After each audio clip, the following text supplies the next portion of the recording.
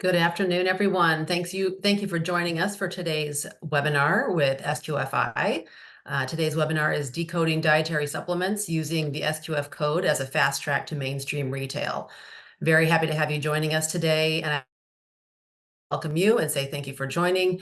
And a little bit about the format of today's webinar. Today we'll be having a discussion with two expert speakers from the industry in food safety and certification, talking about the consumer landscape and solutions for assuring food safety in the dietary supplement space.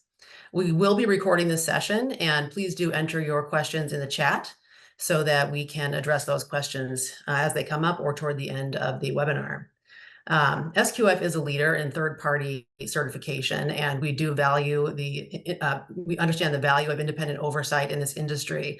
Retailers trust the SQF code for assuring the trust of consumers and making sure that the products that they sell on shelf in the food space are safe, and that is no less important for the non-foods area, such as dietary supplements. So we're really happy to have the speakers on today who have excellent knowledge in this area. I'd like to introduce our speakers. We have Jacqueline Bowen. She is the Executive Director of the Clean Label Project. The Clean Label Project is a US-based national nonprofit. They are a consumer advocacy organization, and Jackie's got over 20 years of experience in the technical area, standards development, food safety and quality assurance, systems certification, as well as her many years of executive leadership. Tyler Williams is the CEO of ASI Food Safety. They are a US-based division of Kiwa, the food safety auditing, certification, and training company.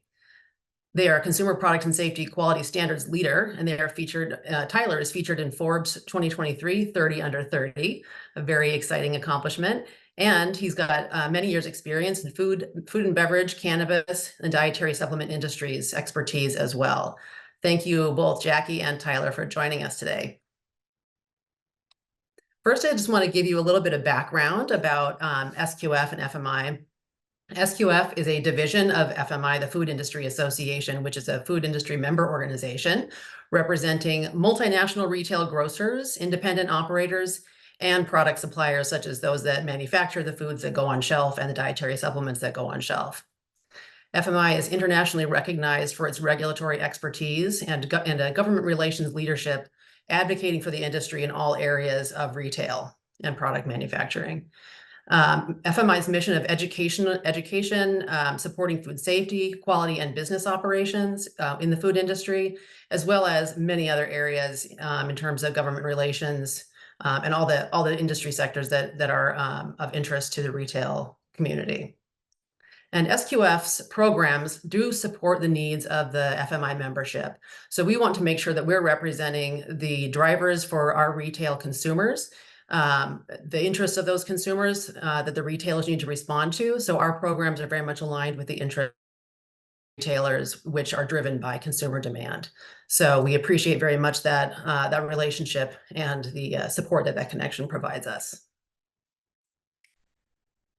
A little bit about more about SQF. So SQF is a food safety certification scheme, which has 13 customized codes that really cover all sectors of the value chain. So you can see here from this list, from primary production with livestock, plants, and aquaculture, to the processing of animal products and plant products, food manufacturing, packaging manufacturing, all the way through pet and animal feed storage and distribution. And of course, we're here to talk about dietary supplements manufacturing. And we have had the dietary supplements code benchmarked as part of the SQF certification program since the very beginning, back in the early 2000s, when the GFSI benchmark codes were first developed. And so the SQF dietary supplements code was revised with edition 9 to actually be aligned with the FSMA FDA regulations around dietary supplement GMPs. So we want to make sure that the awareness of the dietary supplements code from SQF as a GFSI benchmark program is well understood, and also the drivers for why we have this specific code customized and tailored for this industry. So our discussion today will be focusing on the drivers from the consumer side and why the SQF Dietary Supplements Code is a great solution for industry. So you can see here, excuse me, as I was just mentioning, all the different codes, and today we'll be focusing on the Dietary Supplements Code for this discussion. And I wanted to just talk a little bit about those consumer demands for safety.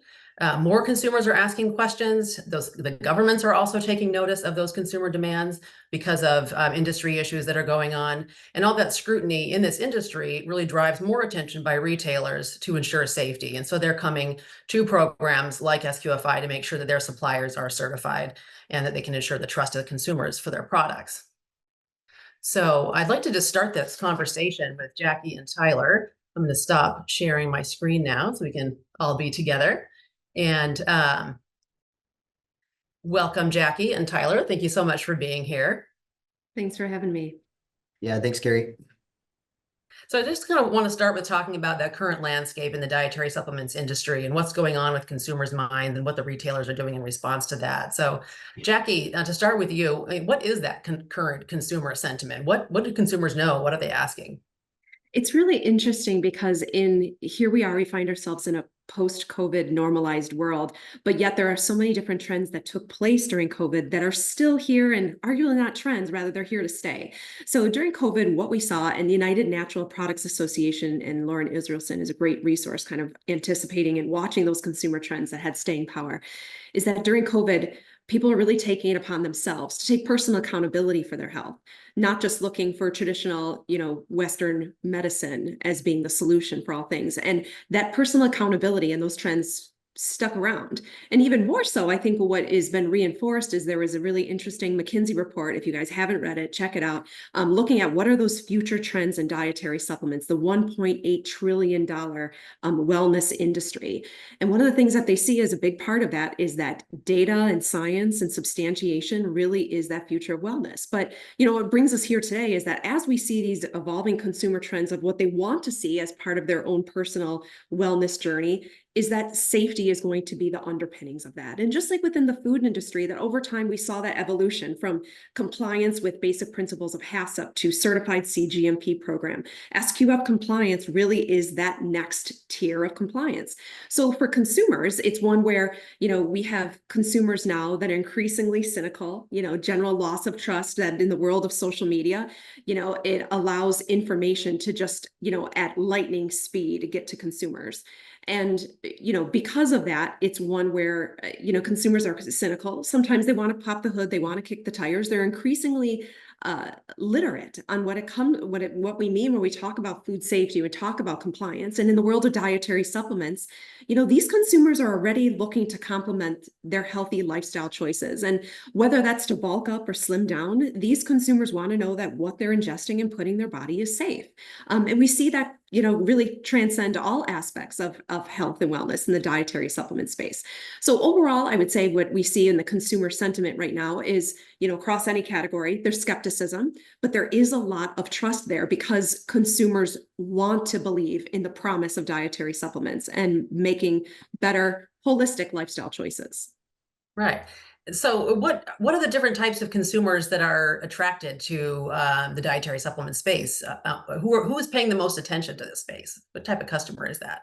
So lately, where I've seen a lot of attention is really on the emergence of the women's health area. Now, this is an area that if you monitor it all, it wasn't until just recently, really, that the FDA had allowed women to be studied as part of clinical trials. And so now what we're starting to see is so much more focus on women's health, not just traditional women's health of, looking at things of like, fertility, reproduction, but rather looking at dietary supplements and how do they impact just regular women's, health issues, and whether that's, heart conditions, anxiety, pain relief, sleep, things like that. How are women, affected by these?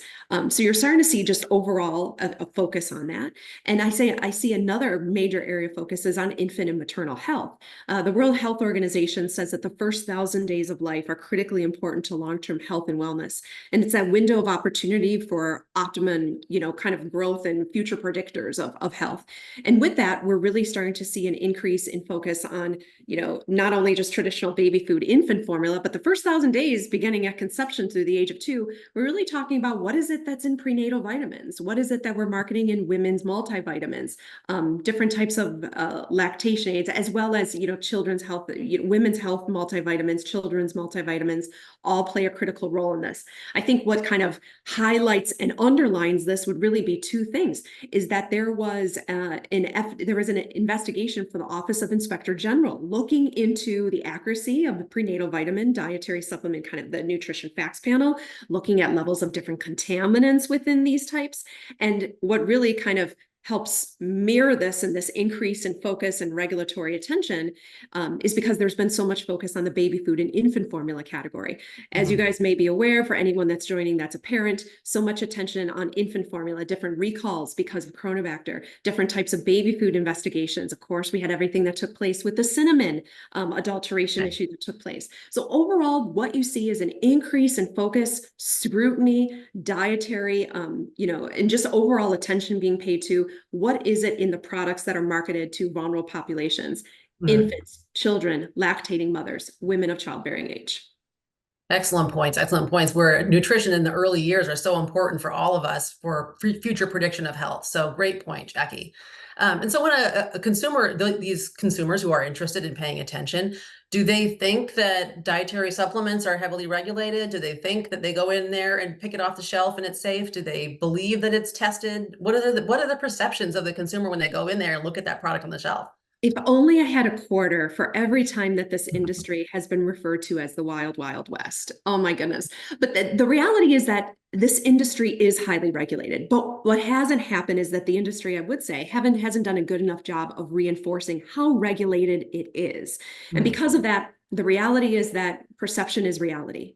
And because we keep having these different types of headlines that have taken place, as well as because of, these references to Wild Wild West, this year is, the anniversary of Dechet. And so it really takes different types of standards and brands that are proactively and voluntarily thinking about food safety differently and really looking to push that bar. The ones that are not only looking to give that assurance to consumers, the skeptical consumers, but also looking to provide their retail partners that are also part of that scrutiny, that assurance that they're taking the extra steps to make sure that these products are not only safe, they're labeled correctly, the nutrition, the facts panel is correct. And because of that, all of this is part of compliance, both in the court of law as well as in the court of public opinion. Absolutely. And you mentioned DSHEA, and that's the Dietary Supplements Health.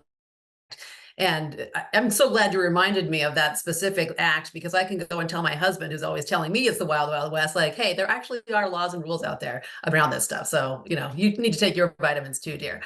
All right. So, tell me some more about some of the new and interesting macro trends. What are some interesting media headlines in this area serving as fodder for these conversations? I think most recently, the one that I've been fascinated by, and who hasn't seen all the headlines as the overhaul of our society in general when it comes to Ozempic. So here, literally in a matter of months, what did I read? A latest statistic by 2025, they expect that 5% to 10% of the American population is going to be on Ozempic.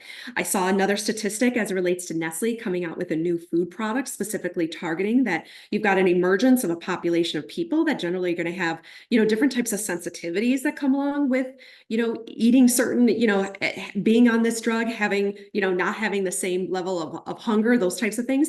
I don't think we necessarily know all the impacts, but the thing is, I think we can all agree that Ozempic is going to have a complete overhaul on society in general of its impacts on restaurant, the foods we eat, the sensitivities people have, the impacts that it can have on their gut microbiome, as well as how hungry they are, as well as new innovations that we could be thinking of as both formulators and brand and manufacturers, ingredient suppliers, different types of ingredients we may give people that are on this medication, different upset stomach, those types of things. How do we need to formulate? How do we need to think about food safety differently in light of these new sensitivities?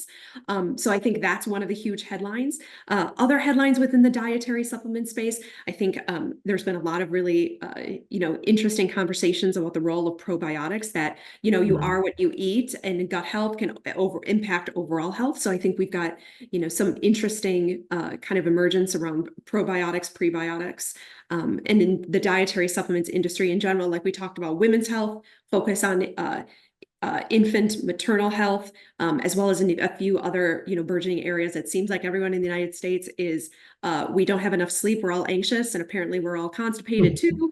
So anything that kind of like captures all of these kind of chronic conditions that just comes with being an American, I think you see a lot of, consumers that are, rather than kind of going for, traditional medicine, looking for prescriptions, something that just help take the edge off when it comes to our, anxiety or, sleepless, some stress that's contributing to some sleepless nights. So I think within the dietary supplement industry, it's one where you see a lot of these trends, but again, the underpinnings of that is going to be safety. And given the different regulatory attention that has been focused, it's been one where just last year, it was the Federal Trade Commission came out and they had this new guidance, their first update in 25 years, speaking to the importance of making sure to that claims that are on any type of health products are truthful, not misleading. And what that means by really using those, clinical trials as the gold standard, you're seeing a lot more attention being placed on dietary supplements, which is, I think, why SQF plays such a fundamental role. It's one where, yes, it's traditional compliance with FDA, but we've also got to think about FTC. We also have to think about state laws that are coming out,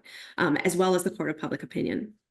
For sure. And then we're talking about right now, the Canadian Food Regulatory Agency is also looking to update their dietary supplements regulations, which are to be reviewed and re-released. And so there's companies that are aware of this attention, aware of these potential changes coming at them in different countries around the world, different standards of regulatory oversight.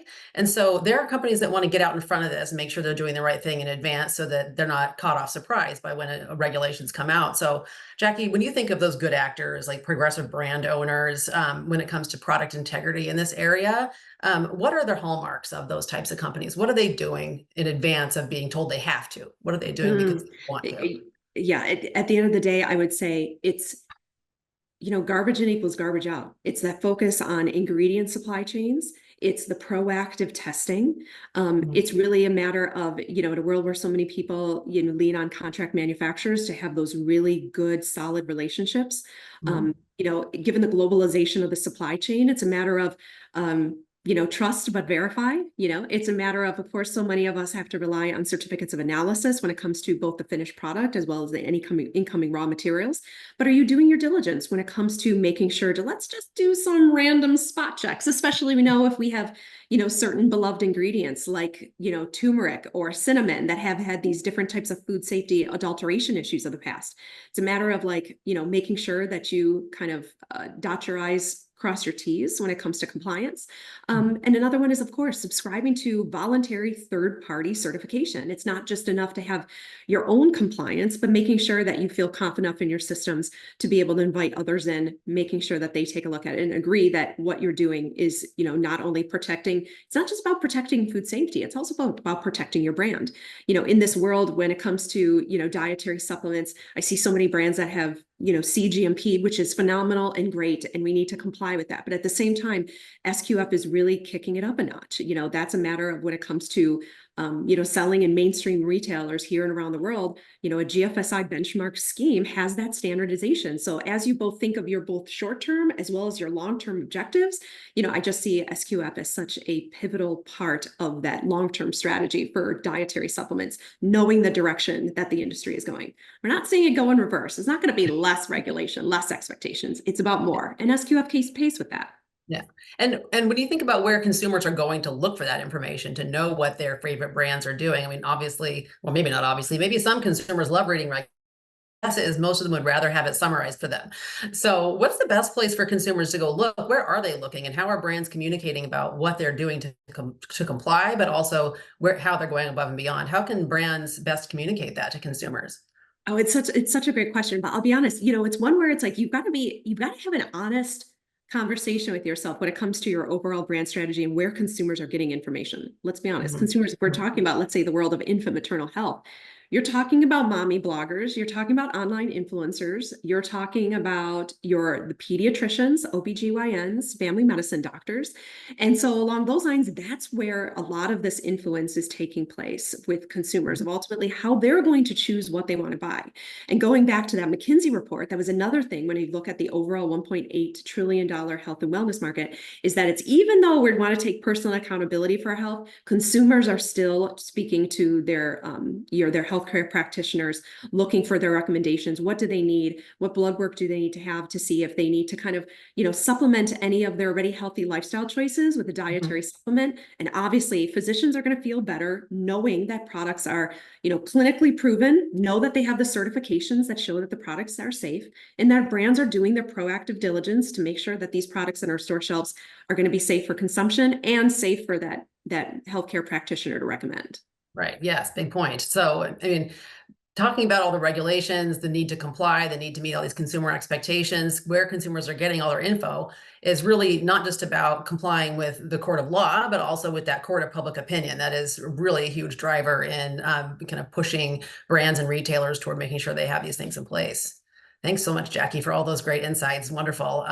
Tyler, I got some questions for you about these solutions that are available to the industry, the manufacturers, and to retailers to ask for their suppliers to achieve these different types of food safety programs or dietary supplement safety programs.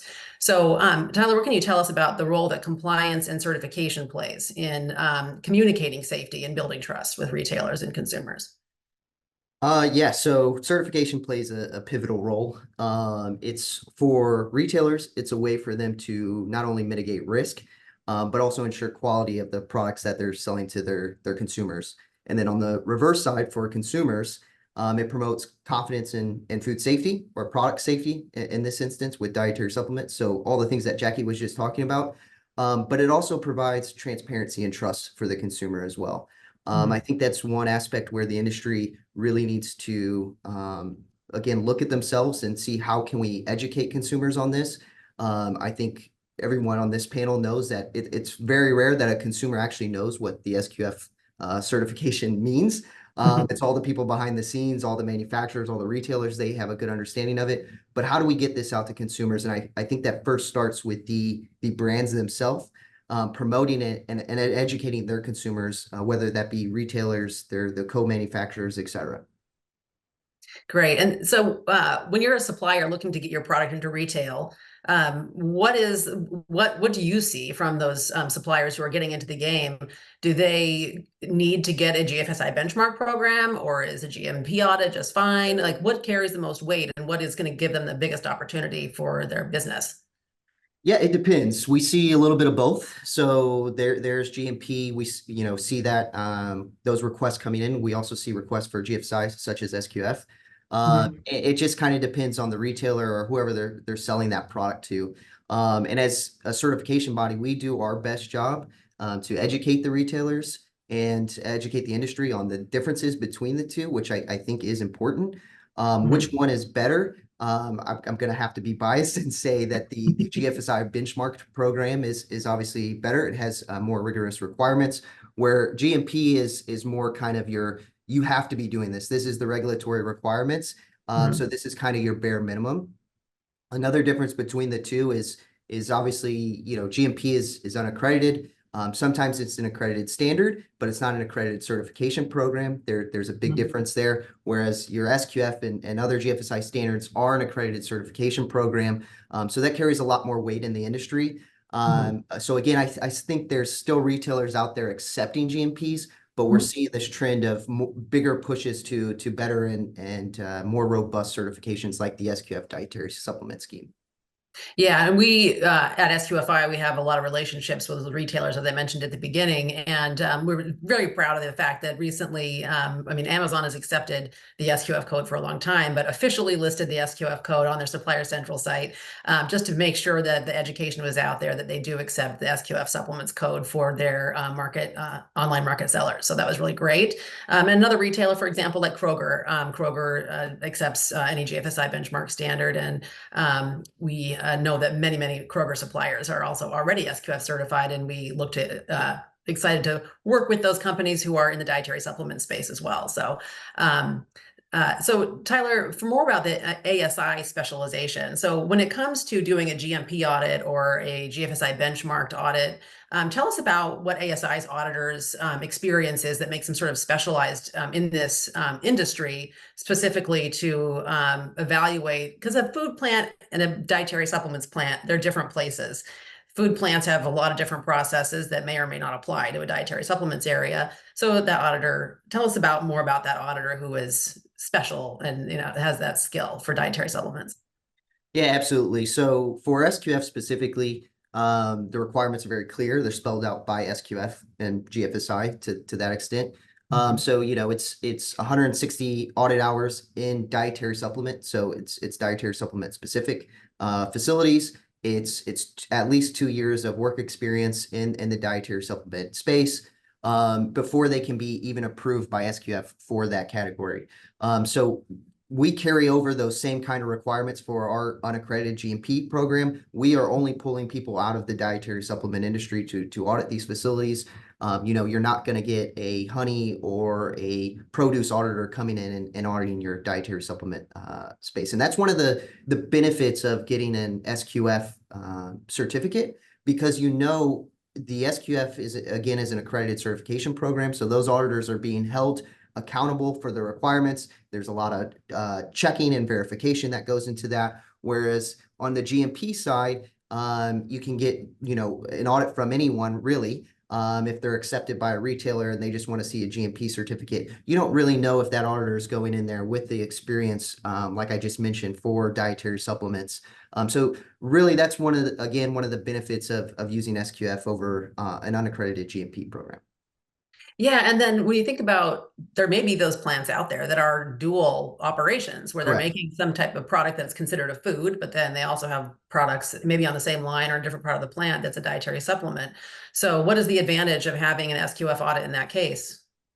Most of the time, SQF trumps, the GMP audit. So if you have an SQF, any retailer will accept that. There are some instances where retailers would prefer to see GMP for whatever reason. I think it goes back to that education piece and what we're trying to do in the industry and educate people. But it's very easy to get both simultaneously. So for example, our GMP audit here at ASI that we developed, it is the CFR 111. So it is the regulations. SQF has done a great job to make sure that their requirements meet those regulations. So it's very simple, very inexpensive for us to send the same auditor, do both checklists at the same time. And that way, if you do have a customer that's requiring 2 different types of certifications, you can have both of those simultaneously for relatively cheap. So there's always that route, but typically SQF, if you have an SQF certificate, that will be accepted in lieu of a GMP certificate. Right, and you can have your dietary supplements code certification from SQF and your food manufacturing code certification with SQF, Correct. essentially done at the same time. So you don't have to have a separate supplements audit if you also have a food manufacturing certificate as well. That can be done together. So great point, Tyler. The efficiencies of that, I mean, that is the whole goal of GFSI, is to reduce that audit burden. And like you said, education of the retailers and the buyers out there so that they understand the scope and the breadth of the SQF program to help reduce that audit burden is a huge benefit to all those just want to get on with it and do what they need to do every day rather than having more visitors. So just as a little plug for the suppliers out there, we feel your pain. So we want to do whatever we can to help you out with that, reducing the number of audits.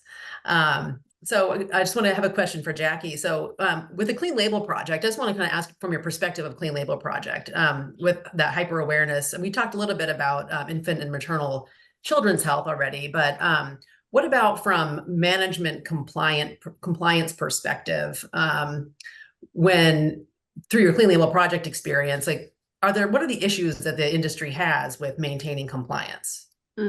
Right now, it's really interesting. So, like, I definitely see some emerging food safety issues within the world of kind of, if we just say, like, in the world of dietary supplements, prenatal vitamins, those types within infant maternal health. Like a few of those from an overall kind of like compliance perspective. And this would go back to your critical control points.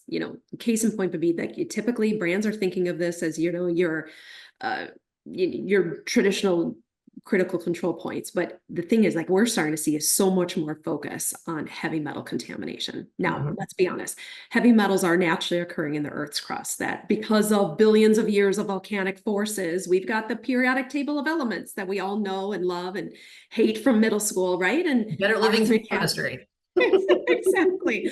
You've got arsenic, cadmium, lead, and mercury right up there next to oxygen and hydrogen, the building blocks of water. But the reality is that because of human causes like mining, fracking, industrial agriculture, the use of wastewater for irrigation, the globalization of the supply chain, in the form of pollution, the stuff ends up in the air, the water, and the soil. In the absence of clear pass-fail criteria, these things can unintentionally be introduced into finished products, especially products that are, marketed towards vulnerable populations. Because of that, the onus is on brands to voluntarily think about food safety differently. That because we know that within certain categories, heavy metals is of hyper concern, it's a matter of doing your proactive due diligence while sourcing ingredients, kind of doing almost like a risk analysis. Case in point, here's a couple of them. Go figure. Heavy metals like hanging out with other heavy metals. We see that certain type of mined minerals like hanging out with lead and cadmium more than others. It's a matter of utilizing some type of purification process or doing your diligence on that ingredient before it comes in, as well as looking at how much you're going to use in that finished product. Another one that we see is right now, hemp is a really hot ingredient, and it's fun and it's delicious. But here's the reality: hemp is a natural bioaccumulator of heavy metals. In fact, military installations plant it in order to absorb all of the kind of ammunition, artillery contamination that occurs. And because of that, just because the plant is good at, again, considering that more of a critical control point within your systems to figure out, okay, if we're going to use it, let's make sure we voluntarily and proactive do a check and balance on this when we source those ingredients. Right. Another one on top of that, I would say in general across all categories, typically when we think about, our water sources, SQF template being one of those. So often we just look at our water sources and we're like, do we get the test done? Is everything okay from a potable water perspective? If we know heavy metals is a major concern, when was the last time you checked the box to test for heavy metals? It wasn't just a Flint, Michigan problem. New Jersey has had issues. Other major metropolitan issues, given the aging infrastructure under these cities, is also have problems when it comes to heavy metal contamination. So along those lines, just kind of viewing pesticide contamination, heavy metal contamination, as you look at different things that are different types of botanicals and these, kind of dehydrated, spices, all of those can kind of introduce, pesticides because, dilution can be the solution to all heavy metal contamination problems, other than what when you're in the business of kind of selling something that's a concentrate or something that's been dehydrated. In that case, you're going to want to do your proactive diligence. So Carrie, to kind of like, answer your question, one of some of these things that we're seeing is, again, when it comes to dietary supplements, you kind of can watch the marketplace. Evening news oftentimes and mainstream media will kind of tell you what consumers are paying attention to. It's not, doesn't have to take an act of Congress you to voluntarily kind of shift the way you're doing food safety. Just kind of recognize that this is the direction that the marketplace is going, that the emergence of kind of industrial and environmental contaminants is kind of that next frontier of food safety, and plan accordingly. Yeah, and the awareness level of all these things that we just don't have as consumers control over. We really need to rely on those products that we trust to make sure that we can go into the store and feel confident about buying them. And you make a great point about that hemp issue. So everybody's like, oh yeah, hemp, that's great stuff. I'll put it in my, my morning smoothie or whatever. But it's like you may be a food product developer, maybe you're thinking about putting hemp in there, but you don't know what you don't know. Like there's the example of the Terra flower issue a couple of years ago, where Terra gum is fine, but Terra, that's a familiar word. I'll just use that Terra flower. But it wasn't known that the Terra flower had a toxic element in it that resulted in some illnesses. And so it's like, you don't know what you don't know. So you need to use your resources, your expertise of your expert consultants out there, folks like you guys on the line who know some of the nitty gritty details of what's going on in the industry with respect to some of these ingredients. And like an organization like ASI Food, with auditing, consulting, training in your different divisions, really excellent resources. And when you think about a new supplier getting prepared to get into retail, maybe trying to expand their business, maybe they have an e-commerce, direct to consumer thing going on right now, but they're growing and they want to go into retail. So Tyler, when you think about those maybe ingredient suppliers or product manufacturers, when should they start to think about getting certified? Like, is it too late already if you've got an order in hand from Kroger? Or like, when should you start thinking about that? Immediately, you should get start the conversation now, because SQFI.com, please. which is obviously easy to say as a certification body that you should get certified. But let me give you an example that we see almost on a weekly basis. So, a company will call in, they say, hey, our sales are doing great on our e-commerce marketplace. We just got into Whole Foods, Amazon, whoever, and we needed, this certification. I've never heard of it. Can you help us out? And we need it by the end of the month. Well, one, good luck. I might have an auditor available by the end of the month if somebody canceled, because we're typically scheduling 3 to 6 months out in advance. But number two is it's going to take you a lot longer to prepare for that audit, especially if you've never been certified. It's a little different if you've been certified to GMP and you want to make the transition to SQF. That's a much simpler transition that, can be done. It just kind of depends on, how quickly that can be done depends on where you're at your facility and what your manuals look like. But if you're starting from ground zero, typically what we say is 6 months at minimum to prepare and give you enough time to create the evidence that we need as an auditing body to come in and certify you guys.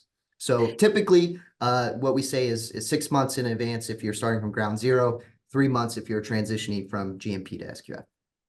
Okay, and then when you're mentioning about your resources and your manuals, are they comprehensive? When you're thinking about the people who are working in the facility who may not be so familiar with, God, what is GFSI? How do I do this? What are the resources available to them to become familiarized? What do you, which direction do you point them in terms of how to get familiar with a program like SQF? For us, we provide that at ASI. So we provide that to the client. So we provide them, guidance documents. We provide them the actual SQF code for them to review. We refer to the SQF website. We try to educate our clients as much as we can without consulting on the front end. So it's very much so. We provide pretty much all of the information you need. It's just kind of educating yourself, reading up on it. But we try to make it as simple as possible for the clients. Right. And SQF, we have many different partners in the delivery of this program, and some of them are our training centers, which offer implementing SQF training courses, as well as online self-paced training offered through the SQFI.com website. So if you are a supplier out there looking to get familiar, please visit those resources and check out those options for you to help your staff. If you're the manager and leader and you need your quality staff to get trained. So thank you for that, Tyler, so much. And a couple other questions too about when a dietary supplement company is getting certified, what are the advantages do you see? I guess it depends on each site, what's best for them. But when you think about SQF versus other options, other GFSI schemes, what is good about SQF that a person would want to know? What's the difference? Well, for starters, I think SQF is the only one that has dietary supplements. Am I wrong on that, Carrie?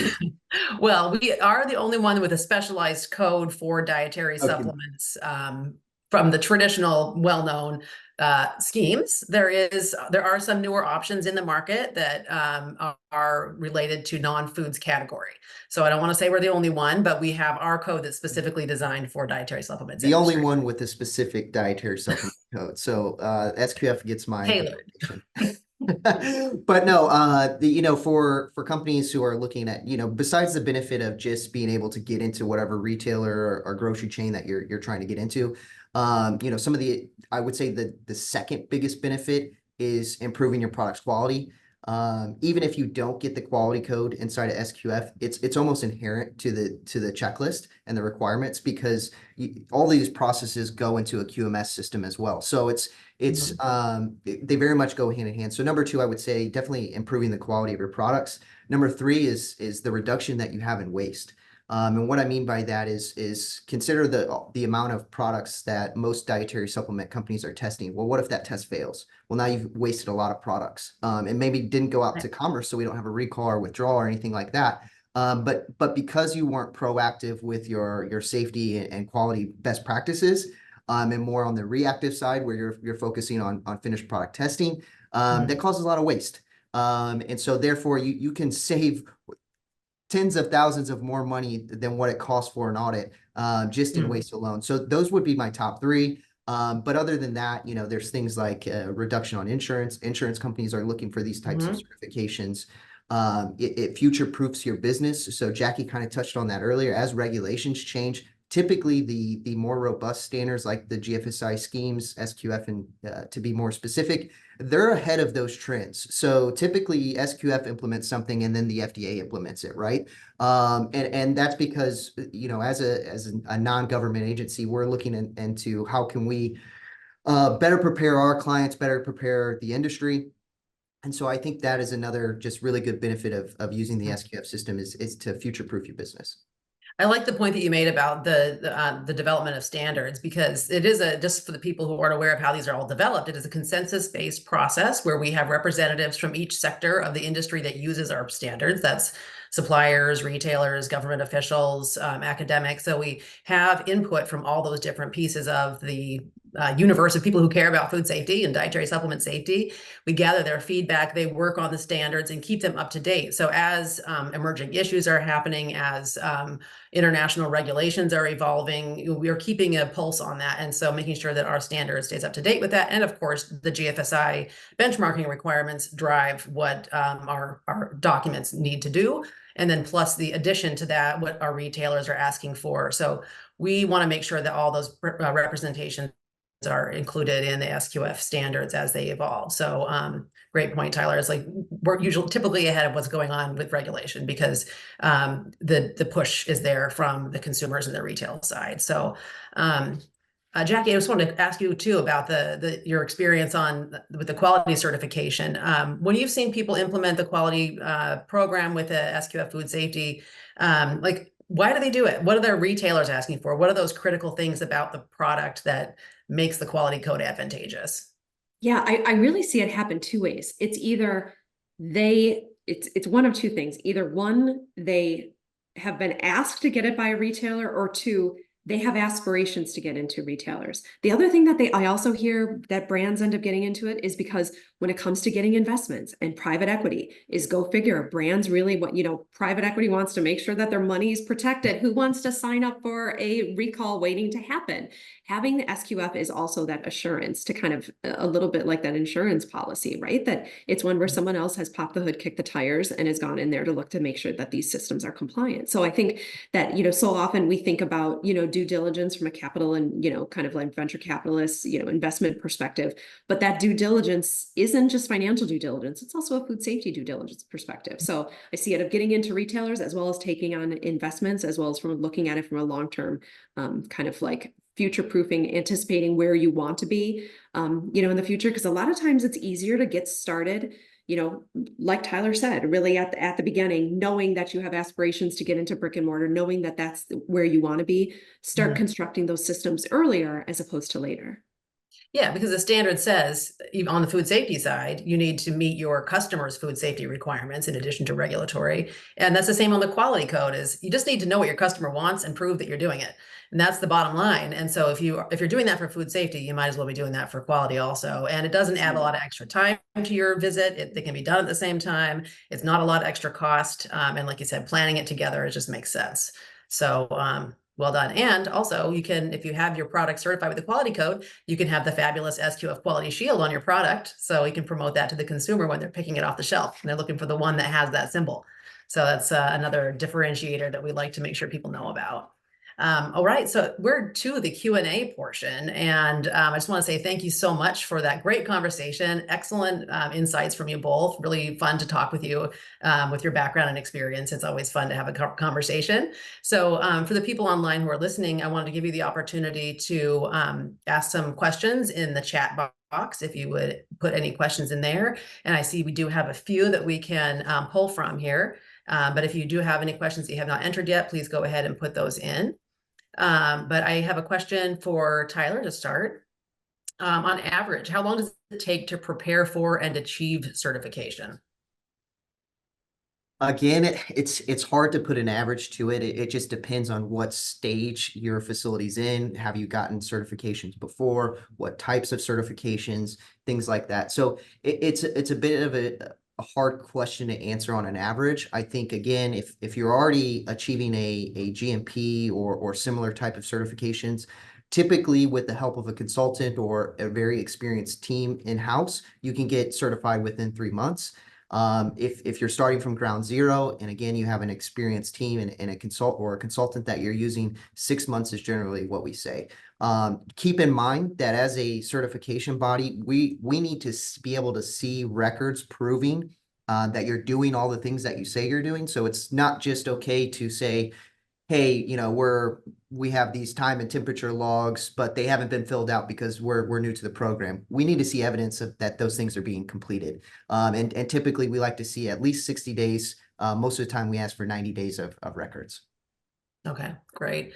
We do have a question about marketing. So how can we get our own company's marketing department interested in how the certification benefits customers and consumers? Well, what I would like you to do is reach out to me. We can schedule a meeting with your organization and your marketing folks to have that conversation. I've got lots of information I can share with you, different presentation decks and things, but I think sometimes a conversation just works really well. So please reach out. Go ahead, Tyler. I can add to that, Carrie. And here at ASI, we actually have a PR team that actually helps our clients out with that. So if you get certified for the first time, you want to blast it on social media, you want to put a press release out, we have a team here just within our marketing team that helps out with that. So that's an added benefit that we give as well. Because again, we want you to share and it is an achievement to get certified. So the more you share it, the better, and the more well received you will be by the marketplace, and the more retailers you'll be exposed to.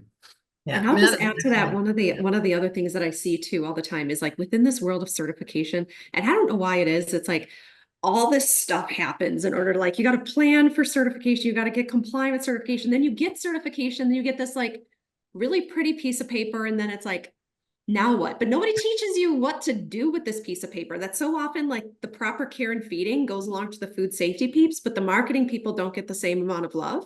So I think you're absolutely right, Carrie. Take Carrie up on that offer of like, now that you've achieved it, let's have a conversation with the marketing team of like, now that you have it, how do you make it work for you? How do you make it work in the marketplace? Let's get the marketing team kind of trained up on the requirements on why this is important, so that you can start incorporating that message into your brand story, into your marketing collateral, into your retail pitch decks, those types of things.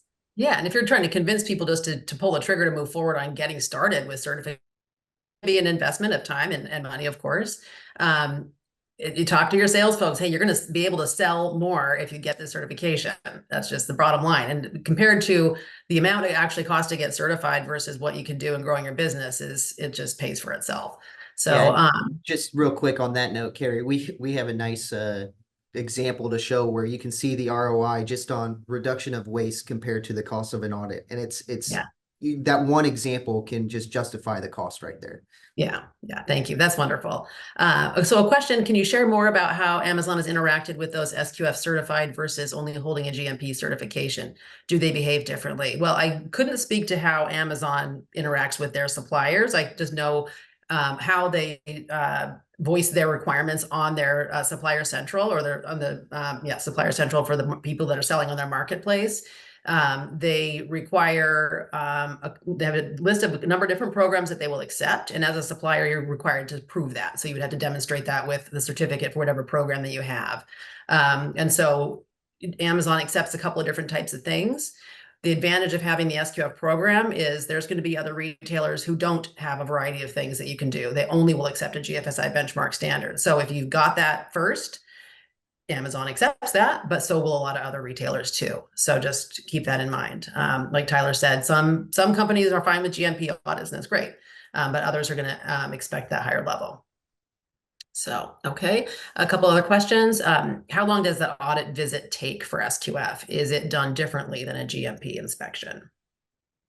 Yes, it is done very differently than a GMP inspection. How long it takes is dependent on tons of factors. So how many employees you have, how many square feet your facility is, how many processes or processing lines you have going on, how many HACCP plants. So there's no simple answer I can give. I can say generally SQF audits take between 2 to 2.5 days. But that's kind of an average. Again, it just depends on the facility and what they're doing there.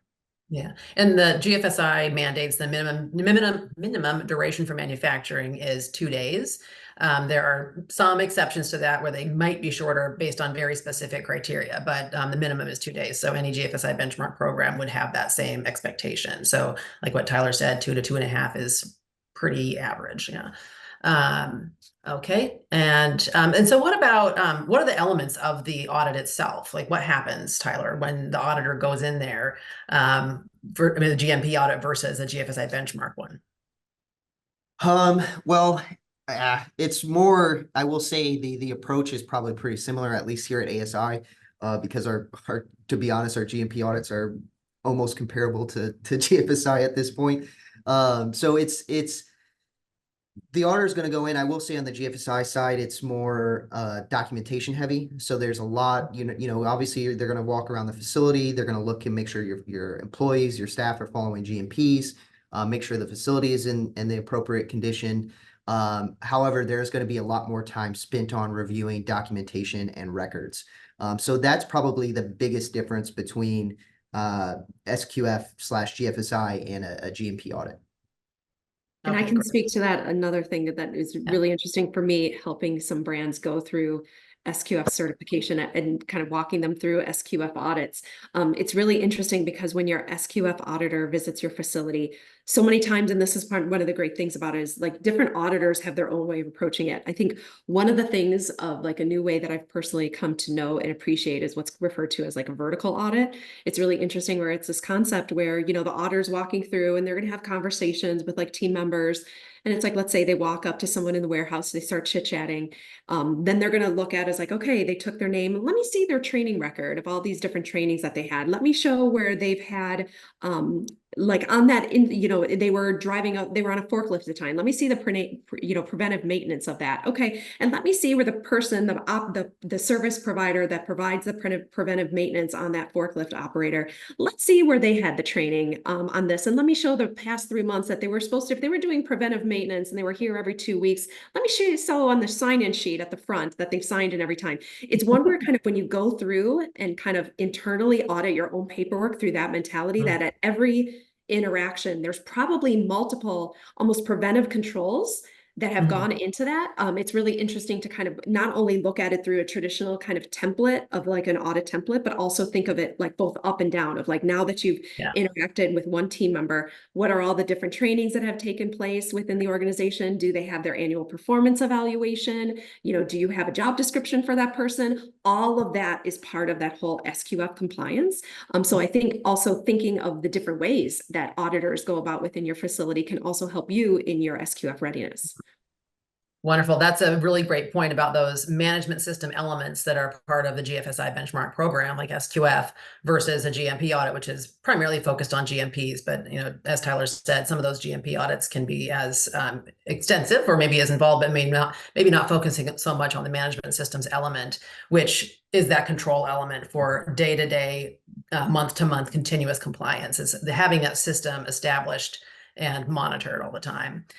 There was a question about what is the difference between the SQF Dietary Supplements Code versus the ANSI standard. So recently there was an ANSI standard published around dietary supplements GMPs. And I've evaluated that standard myself, and it is aligned with the FSMA requirements for dietary supplement GMPs.